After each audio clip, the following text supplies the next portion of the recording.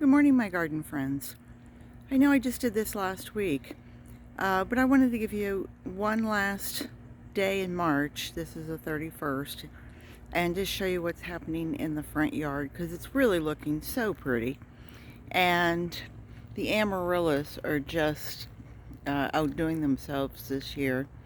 I have both the apple blossom and one that was, I think, called Red Red, and it was really pretty. And so, we've just been enjoying each and every one of the blooms. Some of them are in the yard from year to year, and so I just don't even think of them coming up and blooming, and then poof, there they are. They're beautiful. And where one goes to sleep, another one wakes up, and this one is just tremendous. This has 10 blooms on it. There's two different stalks, and the first one has 6 blooms, and the second one came up right behind it, and just, isn't that just magnificent? One bulb. This is one bulb.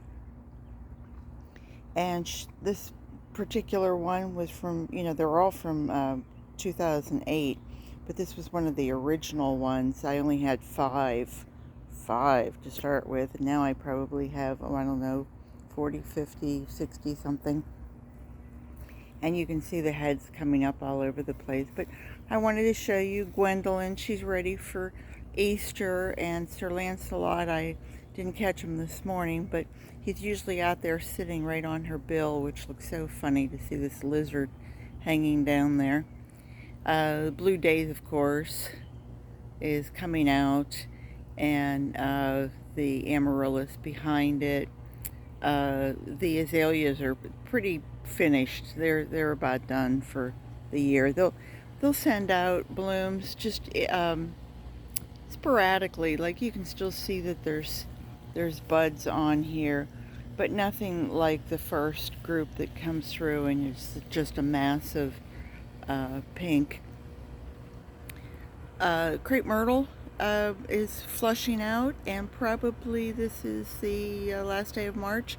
Probably by somewhere in May, we will start to see blooms on those. They'll be beautiful.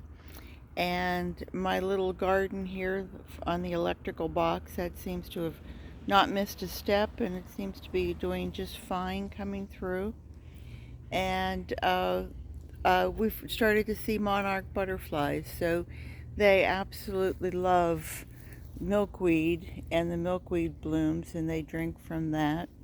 We also saw a hummingbird out here, and that was really kind of a joy to.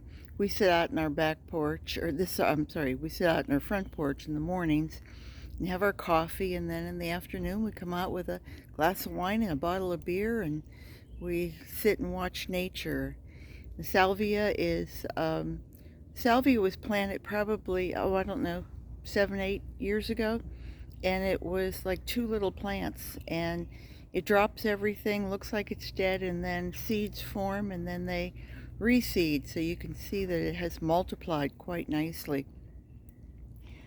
Just to swing over here to the swale, the pinches are coming back nicely, and they seem to be getting some, nice size on them. They were just a bunch of like little starts here that I brought in. Let's see, what else do I have? Oh, the crimson clover is here, and it's starting to send up some little red buds. Dusty Miller looks really good. The marigolds just keep seeding and seeding, and I take the seed heads and let them dry out and plant some more. I have sweet alyssum here, which is just giving a great fragrance to the front yard. So when people walk by, they come by, and when they're coming down the street, they go, what is it I smell? And we can tell them. But here's my little vegetable patch. You've seen it before. But now I have mustards in the front, and I have some lettuces and more mustards in the back. This is it's called Japanese giant red mustard. And wow, what a surprise. If you can find some seeds, I bought them at Baker's Creek, but Baker's Creek heirloom seeds. And they're just, I mean, they're beasts. They're the stars. They just about jump out of the pot after, this is only barely a month old. And then I've got some bib and leaf lettuce behind, and then those were the original spinach to your right and basil to your left that I planted. I think that was in November, and they've hung on all through the winter. And I pick on it every day. I come out and I get some stuff for my salad, and then if we're having, like on the weekends, we have eggs. So eggs and with fresh basil and is wonderful. So it's nice to have just this little, I mean, how many square feet could this be? I mean, I don't know, maybe 10 square feet if you laid it out and had it in the yard, but you get a lot of production.